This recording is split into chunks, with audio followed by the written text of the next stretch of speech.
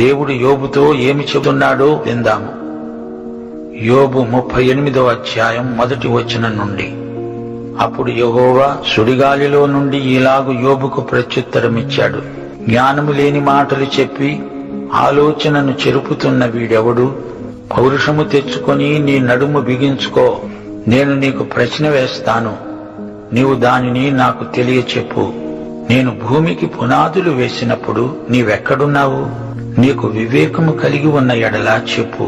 నీకు తెలిసిన ఎడల దానికి పరిమాణమును నియమించిన వాడెవడో చెప్పు.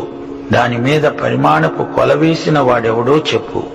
దాని స్తంభముల పాదులు దేనితో కట్టబడినవో చెప్పు.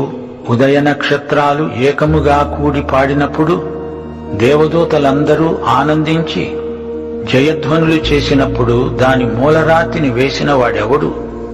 దేవుడు సమస్తాన్ని సృష్టించినప్పుడు మానవుడెక్కడున్నాడు?